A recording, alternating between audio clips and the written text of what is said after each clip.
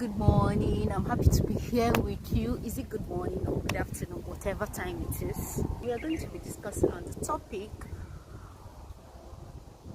ecstasy. Yay! Oh, bliss.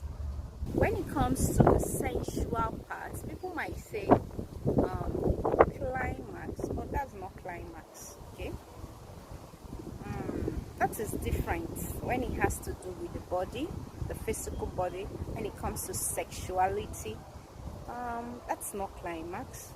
But people misunderstand ecstasy with climax, especially when you are not spiritually inclined. Okay, so today I'm happy to be discussing this because out of my own experience I'll be sharing this topic with you, because I have experienced both sides, both in sexuality and spirituality. Okay, so right now we're going to take it one by one. Right, are you with me? Come on board, we're about to fly. Fasten your seatbelts and let's shoot. Alright, so I'm happy to be taking on this topic because it's been a long time that I wanted to do this, but lazy procrastination, it happens to people, it happens to me as well. So but I got this push and it kept hammering, and if I don't do it, I won't be myself. Right, so today we are going to be talking on this ecstasy. Yeah. In regards to sexuality or spirituality. So what is ecstasy? This is a moment that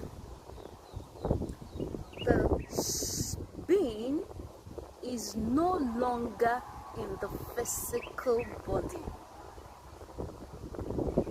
Ecstasy, the being is practically beyond this body that has to do with matter. The being has left this physical body to a dimension that is regarded as metaphysical point or meta-soteric experience.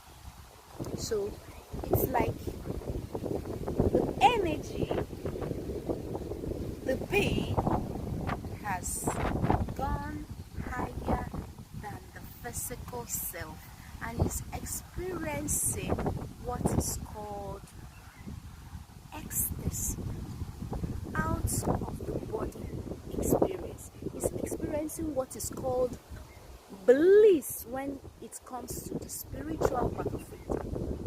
And you can also use ecstasy. Ecstasy is experienced in spirituality, is experienced in sexuality, is experienced in religion. When we practice intense devotion, ecstasy is experienced. Ecstasy can be experienced through drugs. Okay, like we said, ecstasy is something that could be achieved either willingly or unaware. You achieved it purposely using drugs. You achieved it unpurposely during what? Sexual relationship. Or you achieved it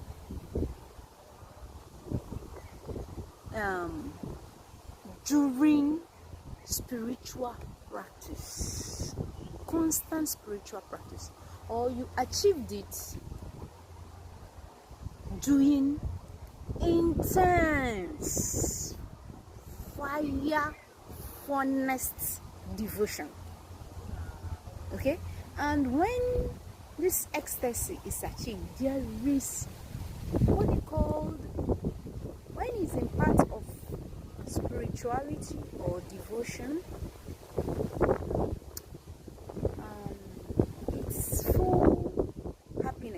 because some people could be aware, some people could not be aware of what is happening to them. Okay, so okay, through my own experience, I'm going to share from that side because I don't know about others. Through my own experience, my first ecstasy was experienced unknowingly to me what it was. Okay, that was a bit of 7 years old. I was 7 years old when I experienced out of body experience, and it was during meditation. I didn't know what I was doing was meditation.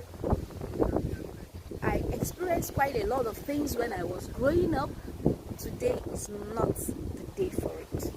Okay, so but that was stamped and fresh in my brain what I experienced, because literally it was like something was moving gradually from the ankle side area, just from my feet upwards and going upwards, and boom, I experienced myself somewhere out of this frame, and immediately I saw myself going through a long tunnel that meanders like a snake. Okay, and everything. Okay, so it was mixed with happiness and a bit of confusion.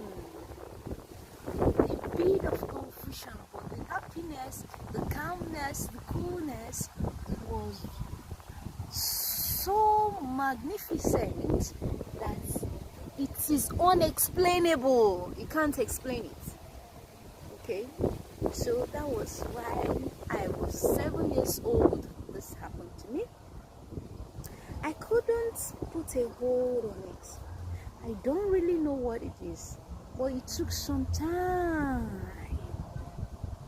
It took some time that I started coming back and entered this body, and it was wow. What is this? I can't explain. So it was kept and cherished somewhere deep down on my heart, waiting for explanation all my whole life. Okay, not all my whole life, because I now got what it takes to be beyond the body. Alright, so, and the second time I experienced ecstasy was at the age of 25. I have done devotion right from small. I have searched for the reason why I existed and the whole world existed. I have questioned myself time without number, the things that happens to me, and I was on this journey doing intense devotion, but at a period, at a time, I think my devotion was now weak. I started dropping. I felt tired, bruised, not understanding what it is that human being is meant to experience. Or I was a bit unhappy. I had what we call intercourse. Yes, I had it, and during that period I got another wind of ecstasy that is different, a bit different, because it has to do with my physical body. I experienced my leg, the ankle, between the ankle and the line of the leg, as in between the feet and where you have the leg, this is my feet, okay, and the ankle. the ankle, let me say the ankle is here. So the line between my feet and my leg went this way. It went this way, and I felt nudges of movement, like a snake-like movement. Ooh, ooh. They were shifting, blocking, moving, till it got up to my chest, and boom, I went like this. What was happening to me was not appearing physically, but I was feeling it internally, till up to my head, and it was as if I am being transferred to another level. And this level was a bit up here. It went out. It was like myself, my personality went out of the body. I shifted from the physical to what is called metaphysical. I came out, and in that point, like, let me say 2 to 5 minutes, I was asking myself, am I dying? I was afraid a bit. I was experiencing the pleasure, but then I was confused, and I was asking myself, am I dying? Am I leaving my body? Am I crossing over, to the next medium where I might not come back to this body? It was mixed with fear, a bit of pleasure. The pleasure was there, but that was not what was keeping me, because I was totally shut out of the physical world. The person who literally was having this activity with me, it's not aware of what was happening. When he left my body, I was still dazed. He didn't know. It was supposed to be a fiance, and I was still considering, should I or should I not, because I was seeing some character that was not going down well with me. So I haven't made up my mind, but it happened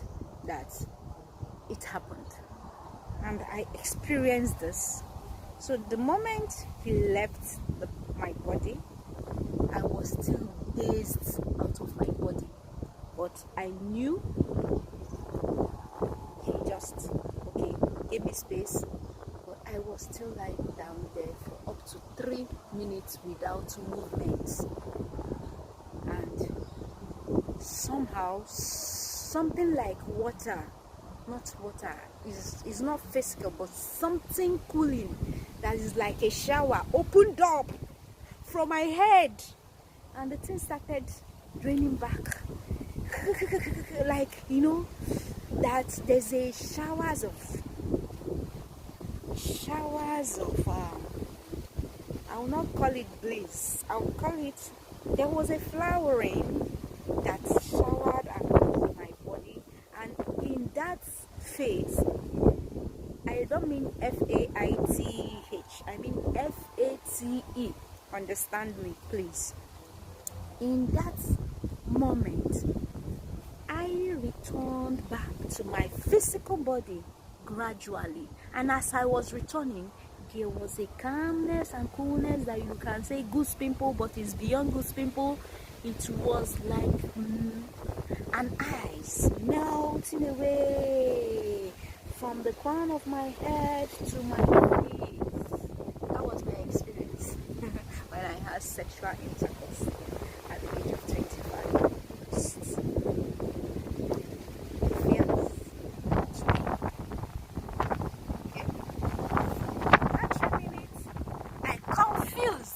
I speak that pidgin English, I beg. I was totally confused. I was wondering, what is this? What could it be?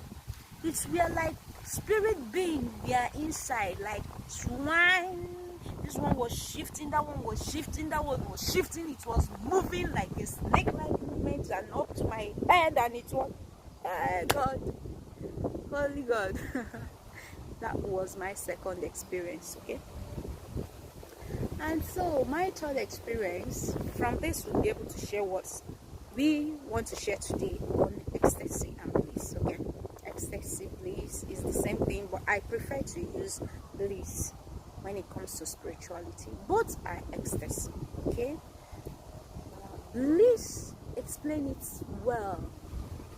When you looking at it from the spiritual angle, you say happiness that is beyond the body. It's not something you see in the body. It's not by smiling. Happiness that comes from within and out and calms you down. That is bliss. That is the pure explanation of ecstasy.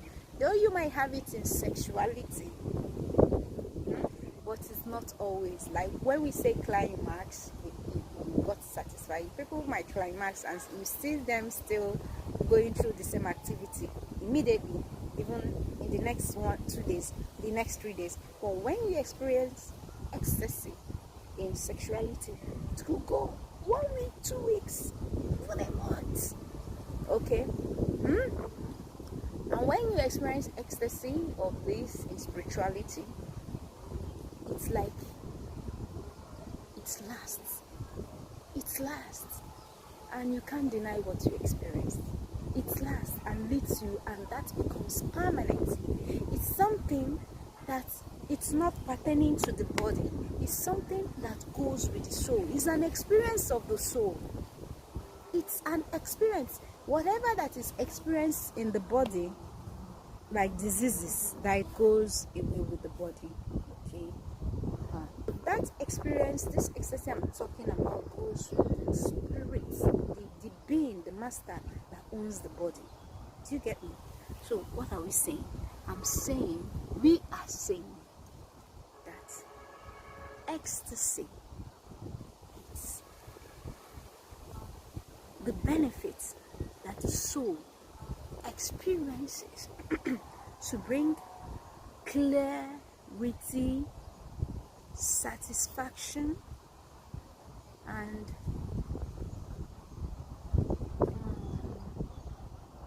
understanding of the being. Okay? So ecstasy is not something that could be taught, because nobody taught me that before I experienced it. Nobody taught me about ecstasy. It was my experience. Okay? And I know so many people have experienced that. Why some have not experienced that? But you can go into trying to experience it while having it in mind. It is not lectured. It comes before you know it, or before, as in, it comes to you, maybe it comes to you before you actually learn about it, as in have the knowledge of it. Like, I never had the knowledge of it and it came to me. That means it was an experience I carried over from my former life into this present life. Okay, so it has been with the soul, and a situation comes where it reoccurs, okay, to show you that it has been with you. Okay, sometimes people experience it without really the movement, you know. I think the movement happened because sexuality, it's not something that we attain to purity. It's not.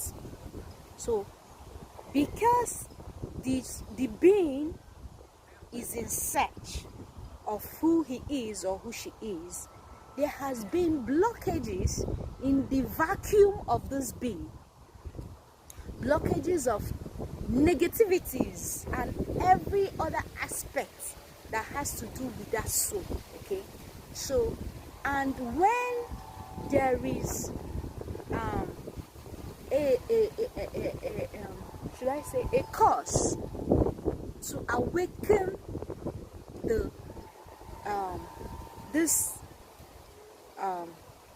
energy, which is called this, the spiritual energy of the Kundalini. It is called Kundalini. Okay, I don't want to go deep into that. As time goes on, if you understand what I'm saying, It's an energy that is in all being. Or you might experience it in your life, or you might not experience it all through your life. And if you are in aware of it, but it hasn't happened to you, and you want to force it to happen, you might end up not experiencing it. If you are not in aware, you just move about your activities naturally. Maybe it could happen, maybe it might not happen, maybe it will happen, but you will not notice it. Okay, like though when we come to the practice of spirituality, it will happen to so many, because when you practice spirituality, the reward of meditation is bliss. When you do it well, you should feel it. As in, you will feel that happiness beyond the sense organs.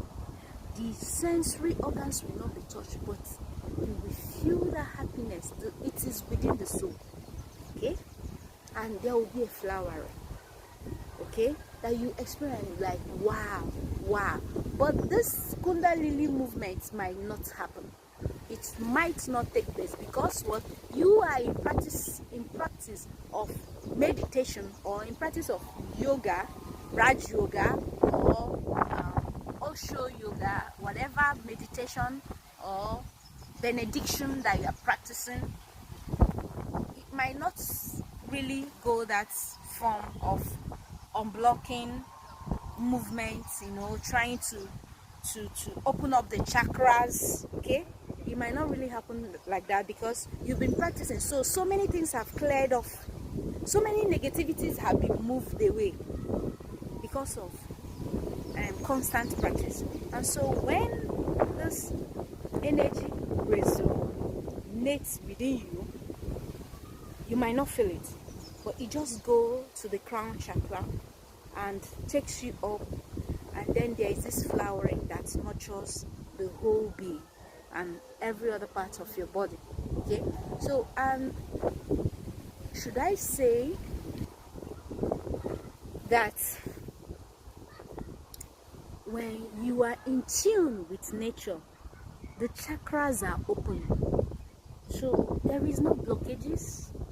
Okay, so you will not necessarily feel the Kundalini or that snake-like movement, because the vacuum has nothing that is blocking it. The vacuum is very neat, very open, that when the energy resurrects, it just moves.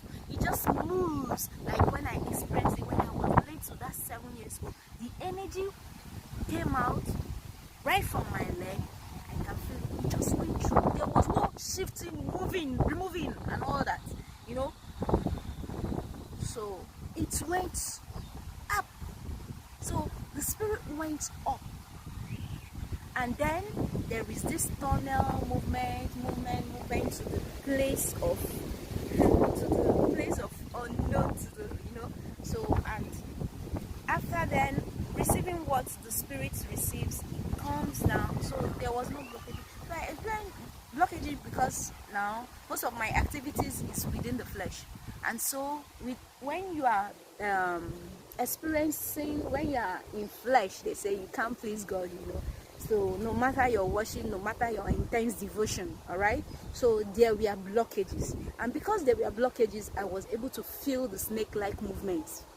Whereas that was like a film, where you go to a mystical cave and you press one button and something like bash, whoosh, and the door is opening and they're walking. It's like an adventure film, and you have to discover things. You step on something and the thing just carry you down to a tunnel. It was just, the body was just opening and shifting like that. It wasn't the body, but the spiritual body.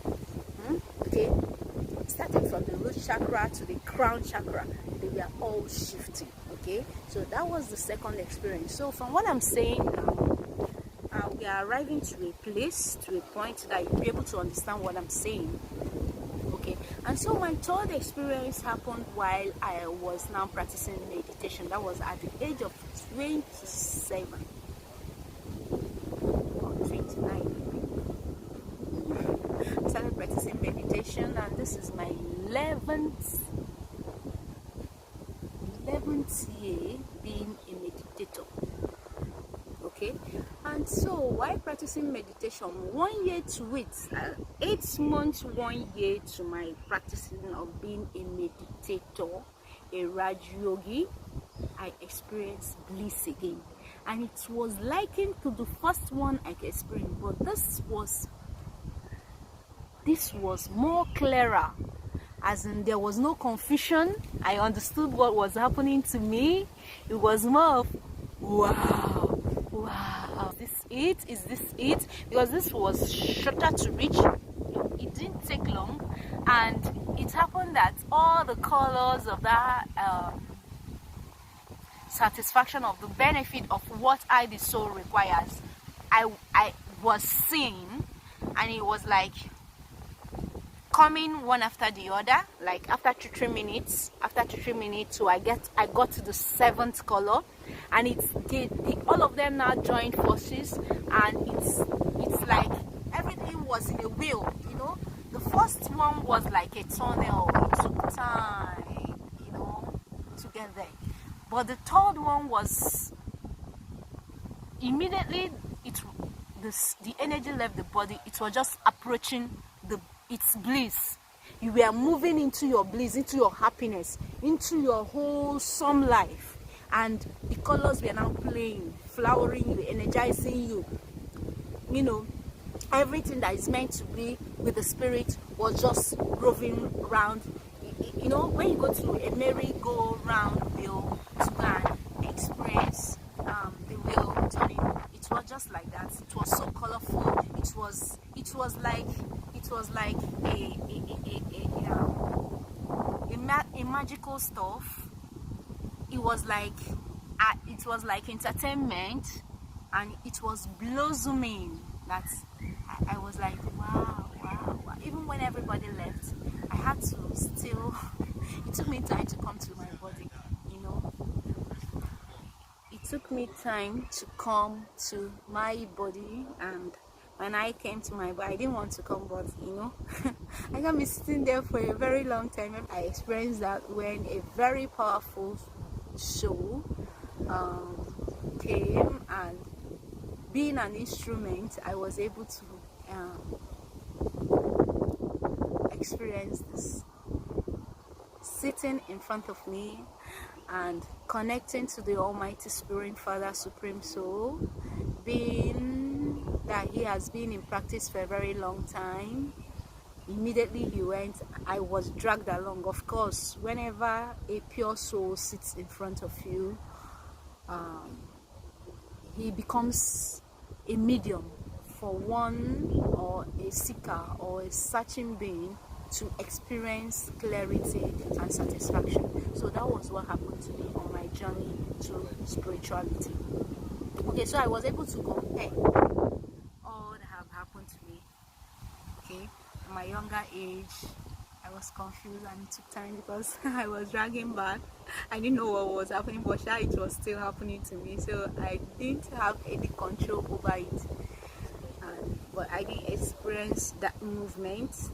You know, it's not the body that explains, but you will feel it that something is blocking, and so they were shifting out so that the energy could pass. You know, that was because I was living in the body, I was living in the flesh, and so there were blockages of negativity, and so all those things has to be shifted for me to be able. Okay, what I'm saying is that what is the benefit when you practice meditation, when you practice spirituality, even in religion? Yeah, we've not talked about that.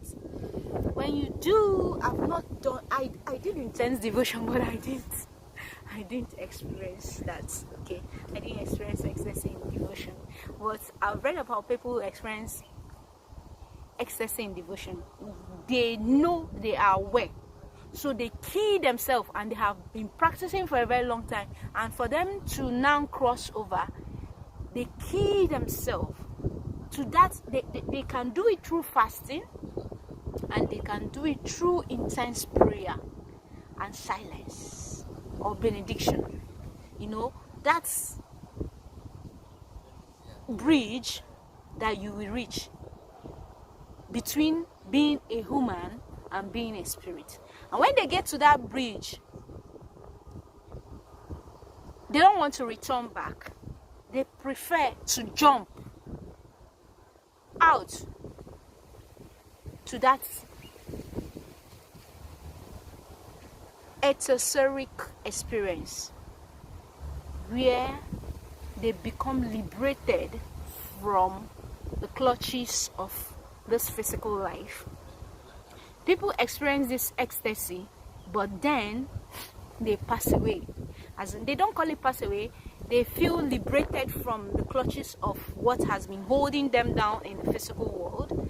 You know, you've seen stories of a woman saying her rosary, and while kneeling down on the altar, she passed on. Those are intense devotees. They have given everything about them to God. They have felt there is no need for this world. They have felt, oh God. So nothing, they were not sick, they went to the market, they came home and everything, they did all the activities. But why saying that prayer? Just kneeling down. Why so we just go to take Holy Communion, and in that taking Holy Communion, that is it. They took it and they remained there. Everybody have gone back to the seats. The woman is there and the church wardens are coming. Oh, get up now. And what they see is just stiffness, and that is that.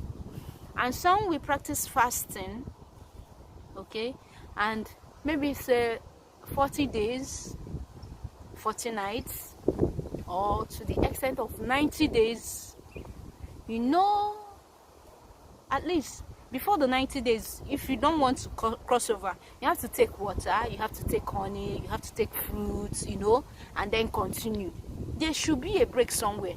But no, they don't want, because they have been practicing how to jump over to that next medium where they are no more physical, okay? And what is their intention? Because they want to leave their body, they want to leave their physical body, right? And so when they get to that point where they can't take it anymore, instead of them to use food or use fruit or use water to come back, what do?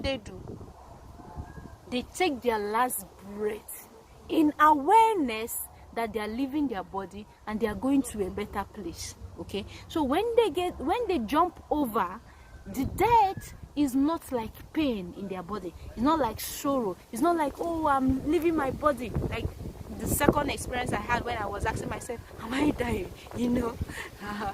Okay, so they are aware that they are crossing over, but that is their desire. That is why they are trying to achieve this. And so what do? They just freely become lights and just jump over, okay, to that bliss. Okay, this is how they achieve their own bliss. They achieve it, and it happens to them in their spiritual entity, not the physical body. They have this satisfaction and this end of suffering. They experience it as their soul leaves the body. Okay, so this is how they achieve their own devotional bliss. Through we call physical people will say they died. Okay, but because I'm into spirituality, I know they don't call it. They feel very liberated. You know, you are free from the shackles and bondages of this world. So they feel liberated, and that liberation is like freedom at last. Hey, and they are out. That is their own bliss, and its bliss is devotional bliss. Okay. So whatever way people have experienced it is ecstasy. Okay, why do we want to measure this? Because this experience is, we need to know what it's good for us. Why have I shared these experiences with you? Okay, there's one more is the ecstasy that people achieve through drugs, through weed, through cocaine, through what they call ecstasy pill. They call it the chemical name. They call it methylene dioxymethamphetamine. Did you get that? If you're a science student, you understand. When you go to the periodic table, when we have nitrate, sodium dioxide, nickel, you get chlorine. From there you get chloroquine that we use in curing malaria and all that. And so they use this pill to get to that ecstasy. They use weed to get to that ecstasy. They use cocaine. They use so many drugs to get to that ecstasy. Okay, so most times this drug has an after effect. When you have climbed to that stage, you are feeling, hey, on top of the world, I feel like fly, I feel like this. Okay, so when you are used to it, you can't stop, and it does harm to your body. You might benefit for that moment, for a while, for that time being, but it is degenerating your physical body, because these physical drugs you use in achieving it. Okay, so we are not talking general benefits. What is the general benefit? Which one is better for us to practice? Okay, definitely we know the one for us to practice is spiritual, giving away what we have said. Now you should be able to digest it and know what is best for you. That spirituality is best for you, because when you achieve ecstasy or bliss through spirituality, it's something that happens without you gingering. Once you are even walking, you can go into meditation, just because you have been practicing for a long time. It's not difficult for you to, even while you are walking, to be in meditation. And it doesn't take stress, it doesn't take effort, it doesn't drain your energy, rather it adds. Everything you do through meditation adds to you. It's like it's doubled. Once you take a step, 2 steps are taken ahead of you. Once you take a step, another 4 steps is taken ahead of you. So meditation kind of replenish, and as it's replenished, there is no forceful effort. It's just recurring naturally, because the soul is already used to it. But when you try to achieve ecstasy, or when you achieve even unknowingly to you through sexuality or sensuality, the second one that happened to me, the thing is that after some time it can last, okay, but after sometimes you find yourself going back to it, and there is no guarantee that you experience that ecstasy. You can't say you had climax, but it's not the same thing with ecstasy. It's not the same awakening. It's not the same consciousness. And do you know why it's not benefit for us in sexuality? Because what happens, it takes away, because what happens is that there is jealousy, there is what they call infringement of rights. You start thinking, I own this person, why is he talking to this person? There are so much negativity that is given birth while interacting sexually. Okay, it's nothing to be compared to when you are practicing spirituality. Okay, that it takes away our joy. You might get that experience, but because of all this monitoring, because of all this, it's mine, he's mine, why did you do this, who did you talk to, checking phones and all that, it takes away from that experience you've had with that person. Okay, because it becomes an attachment. You people are attached. You know, we might think, oh, it's God that established marriage. Of course, yes, God did not establish what sex or intercourse, sexual intercourse. Yes, God did not establish. Man established it when they have discovered themselves, and out of greed. And once they discovered it and established it, you know, they lost their pure kingdom, which is paradise. They lost it. Okay, God ordained marriage. Marriage was going on fine, smoothly. Children were begotten through purity and all that. But what happened? Once man discovered the other side, that there was a wall, they thought, okay. So, but during the copper age, let me say the time of Abraham and all that, okay, men were engaged in sex, but not the way we are engaged in it this period, this time around. And so we are talking about rape, we are talking about husband leaving their wife, we are talking about infidelity in marriage, infidelity in our homes, in our family, talking about immorality in society and the level that it has gotten to is because of not having satisfaction. The being is no more satisfied, is looking for satisfaction where we are not supposed to look for satisfaction, and thereby making us crave for these things over and over and again, and most times not with our partners that we felt legally should be with us.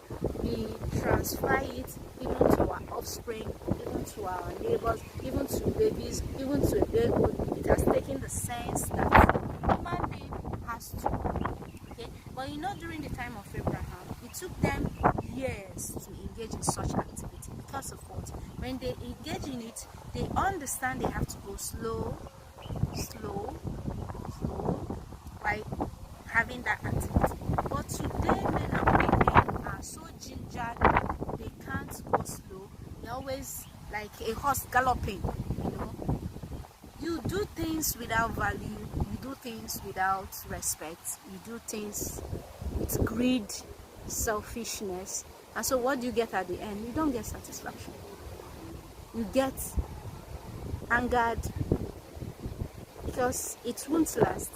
The next minute, a relationship, sexual relationship with someone, just like 5 minutes. The next 2 minutes, he wants more on the same day, you can end up doing it like 10, 15, 20 times in 24 hours because there is no value to it. There's no value added to it. There is no respect added to it. But those days, they were careful. They knew it is something they respect, and so most of them do it just to beget children. It takes them a while again to engage in that, and that is why you see them, as it was said, they lived. You're older than what is happening now, and so they understood that the vessel that they are with has to be respected. Okay, so they took it easily. It was like jam, so like as if you are running to Gold Coast, okay, and then you are looking days like a moron that has forgotten himself, So it was practiced with respect, knowing that they could be that vessel in their next time, in their next life, and so there will be so much respect to the vessel of women, okay, because the men know they can actually be in that vessel in their next life, and so this was respected. And it takes them another blue moon or years to engage in that act. But how do we engage in sexual relationship today? It's abhorring, as in it's nothing to talk about, both for older people, both for younger people, both for infants and cradle, people who are not yet old enough to talk about it. This is what we have left our society to become. So why am I talking about this? There is nothing that is hidden on the face of this earth. So if we don't talk about your problem, it remains. We need to talk about the things we face in our society. You can't get satisfaction by, if you're a married couple, try relating with your wife in a very slow way. Try to make sure that he or she is in tune with you. This can bring a lasting satisfaction to the spirits who are performing these acts. A bit, maybe 1 week before you go into it again. Not every night, not like 5 times in a day. Or, do you want to kill somebody? It is okay. But I believe that you've been able to get the wind of what I'm talking about. That's about ecstasy. If you have your question, post it underneath this channel. My name remains BK Mary Jo, and next week we should be talking about meditation. Alright? And so those who use drugs to get to ecstasy or satisfaction, leaves their elementary organ shattered after a while of taking that, and it makes you, when you are not in the influence of it, you will not remain calm like you used to. It makes you more angered. It takes away from your sleep. It gives you sleeping disorder. It makes you behave abnormal, almost like a mad person after some time. Okay, so excessive using drugs is discouraged. Excessive using, you are aware you want to achieve that ecstasy while practicing sexuality. You are aware of it. You might not achieve that ecstasy, but I advise that whatever thing you are doing, there should be awareness of it, and there should be no greed in it. There should be no selfishness in it. Let's see if this sexual practice we engage, if we can reduce it a bit, because you want to grab it fast, there's no satisfaction. It's just like bringing a food.